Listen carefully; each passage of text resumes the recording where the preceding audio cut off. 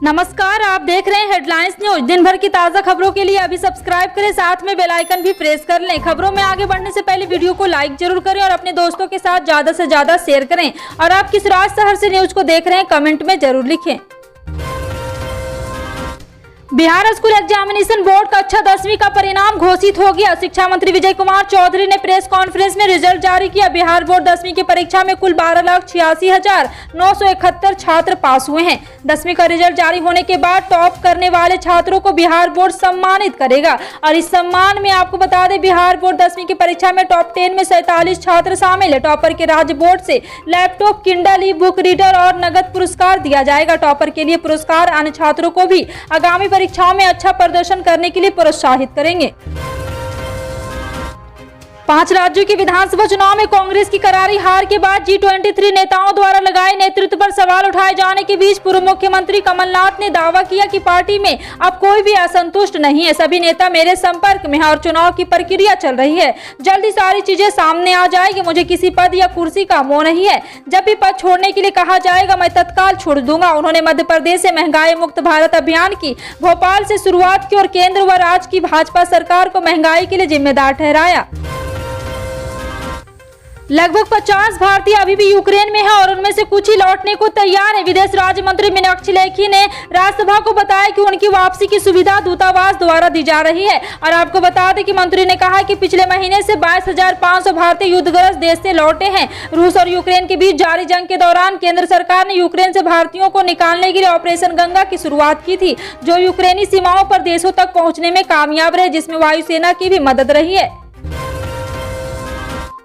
बिहार सरकार अब नशाबंदी मामले पर सख्ती बरतती हुई नजर आ रही है। सरकार शराबबंदी के साथ साथ तंबाकू के सेवन पर भी सख्ती से रोक लगाने का फैसला किया है। अब सरकारी स्कूल में बच्चों को पढ़ाते वक्त और उनके सामने खैनी खाने वाले मास्टर पर कार्रवाई की जाएगी। इसको लेकर सरकार ने फरमान जारी कर दिया है। सभी जिलों के डीएम, एसपी और डीईओ को शिक्षा विभाग जल्द ही निर्देश जारी करने वाला है। शिक्षा विभाग ही अब खैनी खाने वाले शिक्षकों की जाँच करेगा। यदि शिक्षकों के पास से तंबाकू बरामद किया जाता है तो उन्हें तत्काल सस्पेंड कर दिया जाएगा। राज्यसभा चुनाव के लिए मतदान जारी। इस बीच विपक्ष ने सत्ताधारी दल के 3 विधायकों पर चुनाव नियमों का उल्लंघन करने का आरोप लगाते हुए उनके वोट रद्द करने की मांग की है।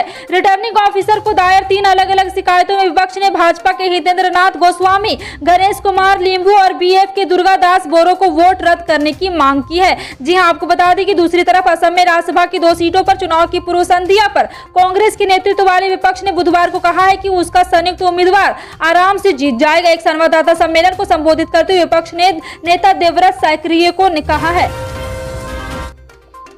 सुन्नी मुसलमानों की आस्था के केंद्र आला हजरत खानदान बहू और 3 तलाक पीड़िता निदा खान ने भारतीय जनता पार्टी ज्वाइन करने पर धमकी मिलने का आरोप लगाया। निदा का कहना है कि मुस्लिम समाज के कुछ लोगों ने बीजेपी ज्वाइन करने पर उनकी शादी समारोह पर आने पर पाबंदियां लगा दी है। निदा खान ने हेट स्पीच और जान से मारने की धमकी को लेकर अपने पति और ससुराल वालों पर मुकदमा दर्ज कराया है। पुलिस मामले की जाँच कर रही। निदा खान के मुताबिक वह रिश्तेदारी की एक शादी समारोह में सम्मिलित होने के लिए गई, लेकिन वहाँ पर एकदम से उनके ऊपर कुछ लोग हावी होने लगे। यदि आप शराब का सेवन करते हैं तो आप महापापी, महानीच और महाअयोग्य हैं। आपके लिए किसी सहानुभूति नहीं होनी चाहिए। आप हिंदुस्तानी भी नहीं है। दरअसल ये बात हम नहीं कह रहे हैं, ऐसा कहना है बिहार के मुख्यमंत्री नीतीश कुमार का। उन्होंने बिहार विधान परिषद में सोमवार को ये बात तब कही जब शराबबंदी कानून में संशोधन का विधेयक पास किया जा रहा था। नीतीश कुमार ने कहा, जहरीली शराब पीने से जिन लोगों की मौत हुई उनसे किसी प्रकार की सहानुभूति की जरूरत नहीं, उसे कोई राहत नहीं दी जाएगी। नीतीश कुमार ने कहा कि जो बापूजी की बात नहीं मानते वो हिंदुस्तानी नहीं, वो भारतीय नहीं, वो महापापी और महाअयोग्य है। पंजाब कांग्रेस के पूर्व प्रदेश अध्यक्ष नवजोत सिद्धू एक बार फिर से अपने ही अंदाज में आ गए। विधानसभा चुनाव में खुद अमृतसर पूर्व सीट से चुनाव हारने के बाद से कुछ दिन वह शांत थे, लेकिन अब सड़क पर उतरकर प्रदर्शन करने लगे हैं। गुरुवार को वह पेट्रोल, डीजल और रसोई गैस की महंगाई के विरोध में आयोजित प्रदर्शन में भी शामिल हुए। नवजोत सिद्धू ने इस दौरान आम आदमी पार्टी पर तीखा हमला बोला। उन्होंने कहा कि यह नई सरकार पंजाब की रूह का समझौता कर रही है। राज्यसभा में बाहरी लोगों को भेजने का भी सिद्धू ने आम आदमी पार्टी पर आरोप लगाया।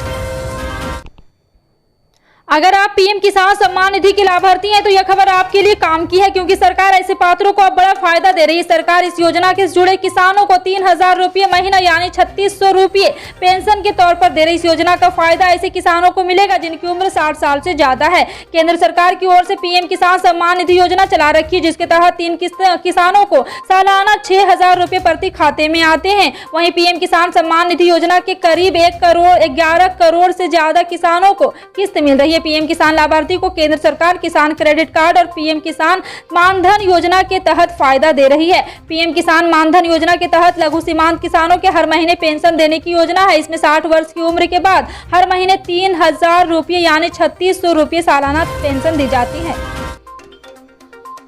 पेट्रोल, डीजल, रसोई गैस, अन्य चीजों के दामों में हो रही बढ़ोतरी के विरोध में कांग्रेस का हल्ला बोल शुरू हो गया है। कांग्रेस के नेता और कार्यकर्ता महंगाई मुक्त भारत नाम से देशव्यापी प्रदर्शन कर रहे हैं। इसी कड़ी में कांग्रेसियों ने शिमला में विरोध प्रदर्शन किया। इस दौरान कांग्रेस नेता राजीव शुक्ला ने कहा कि महंगाई से पूरा देश चिंतित है। पेट्रोल के दाम आसमान छू रहे हैं, 1000 रुपये प्रति लीटर के पार जा सकते हैं और आपको बता दी कि 150 रुपये प्रति लीटर के पार जा सकते हैं। हम सरकार को कीमत कम करने के लिए मजबूर करेंगे। उत्तर प्रदेश के मुख्यमंत्री योगी आदित्यनाथ ने सरकार बनने के 1 हफ्ते के अंदर करप्शन पर बड़ा एक्शन लिया है। उन्होंने 2012 बैच के आईएएस अफसर और सोनभद्र के डीएम टीके सिबू को सस्पेंड कर दिया है। इसके ऊपर भ्रष्टाचार और विधानसभा चुनाव के दौरान अनियमितताओं का आरोप लगा है। जिलाधिकारी सोनभद्र के खिलाफ सभी मामलों की जांच वाराणसी मंडलायुक्त को सौंपी गई है। वहीं आईएएस टीके सिबू को निलंबित कर राजस्व परिषद लखनऊ मुख्यालय से संबद्ध किया गया है।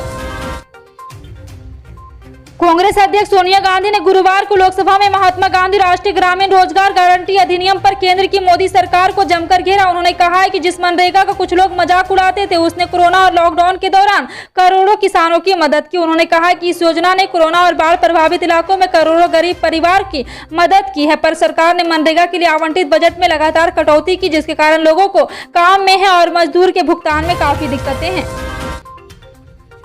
भारत के पड़ोसी देश पाकिस्तान में एक बार फिर तख्ता पलट होने जा रहा है। खतरे में पड़ी कुर्सी को इमरान खान कभी भी छोड़ने का ऐलान कर सकते हैं। उधर विपक्ष इमरान खान के खिलाफ एकजुट हुआ पड़ा है। पाकिस्तान संसद में बहस होनी और 3 अप्रैल को इस पर वोटिंग भी होगी। पाकिस्तान के प्रधानमंत्री राह में आ रही इन अड़चनों को अनदेखा कर 5 साल का कार्यकाल पूरा करने का भी दावा कर रहे हैं। हालांकि जो दावा पाक पीएम कर रहे हैं, ऐसे कईयों ने किया है, लेकिन आज तक कोई भी पाक पीएम अपना 5 साल का कार्यकाल पूरा नहीं कर पाया है। मिस यूनिवर्स 2021 हरनाज कौर संधू ने बुधवार को पंजाब के मुख्यमंत्री भगवंत मान से उनके सरकारी आवास पर मुलाकात की, जहां पर उन्होंने कई मुद्दों पर अपनी राय रखी। इस बात की जानकारी सीएमओ पंजाब के आधिकारिक ट्विटर हैंडल ने बैठक का एक वीडियो साझा करते हुए दी है। मिस यूनिवर्स 2021 का खिताब जीतने वाली हरनाज ने बाद में पत्रकारों से बातचीत के दौरान हिजाब मुद्दे पर अपनी बात कही है। देश भर में इस बार अप्रैल में ही लोगों को मई जून की गर्मी का एहसास होने वाला है। उत्तर भारत में इसका असर अगले 5 दिनों में ही देखने को मिल सकता है। मार्च में ही पारा 40 के पार जा चुका है, जिसके चलते तापमान में काफी इजाफे की संभावना है, जिससे लोगों को काफी परेशानी का सामना करना पड़ सकता है। मौसम विभाग की माने तो अगले 4-5 दिनों के दौरान उत्तर पश्चिम, मध्य और पश्चिम भारत में तेज लू चल भी सकती है। देश में कोरोना वायरस की रफ्तार धीमी पड़ती जा रही है। मोदी सरकार के नेतृत्व में कोविड वैक्सीनेशन तेजी से हो रहा है, जिससे कोरोना के केस कम हुए। कोरोना के कम होते ही केसों को देखते हुए महाराष्ट्र सरकार समेत कई राज्यों ने, जैसे हो कि कैबिनेट मंत्री मध्य प्रदेश या फिर पश्चिम बंगाल में भी कैबिनेट मंत्री बैठक में बड़ा फैसला लिया गया। सीएम उद्धव ठाकरे ने राज्य से कोरोना के सारे प्रतिबंध हटा दिए हैं। सरकार ने सेक्शन 144 हटा दिया गया है। हालांकि अभी भी लोगों को मास्क पहनना अनिवार्य होगा। आपको बता दें कि केंद्रीय स्वास्थ्य मंत्रालय के आंकड़ों के अनुसार भारत में गुरुवार को कोरोना के 1225 नए मामले सामने आए।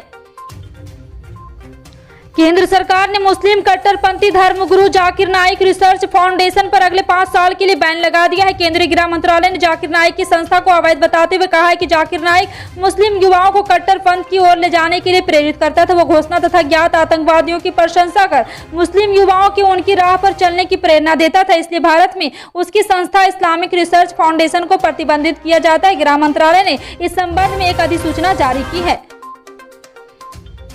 पश्चिम बंगाल सरकार ने राज्य में कोरोना के कारण आवाजाही पर लगे सभी प्रतिबंध वापस ले लिए हैं। हालांकि सार्वजनिक स्थानों पर स्वास्थ्य और सुरक्षा संबंधित प्रोटोकॉल को मानने की सलाह दी है। ममता सरकार के आदेश के मुताबिक रात 11 बजे सुबह 5 बजे के बीच वाहनों की आवाजाही पर कोई प्रतिबंध नहीं रहेगा। कोरोना काल के दौरान पश्चिम बंगाल सरकार समय समय पर प्रतिबंध और राहत के संबंध में नोटिफिकेशन जारी कर रही थी। फिलहाल कोरोना संबंधी सभी प्रतिबंधों को हटा दिया गया है। बंगाल सरकार की ओर से जारी एडवाइजरी में भीड़ और सार्वजनिक स्थलों पर मास्क पहनने की भी सलाह दी गई है।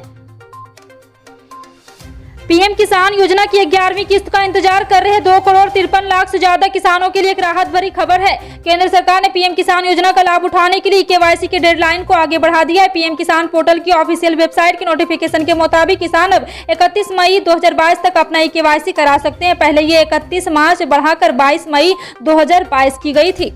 फिलहाल आपका इन सभी खबरों पर क्या कहना है, कमेंट सेक्शन में टाइप करके जरूर बताएं। पल पल की अपडेट जानने के लिए जुड़े रहें आप अपने हेडलाइंस न्यूज के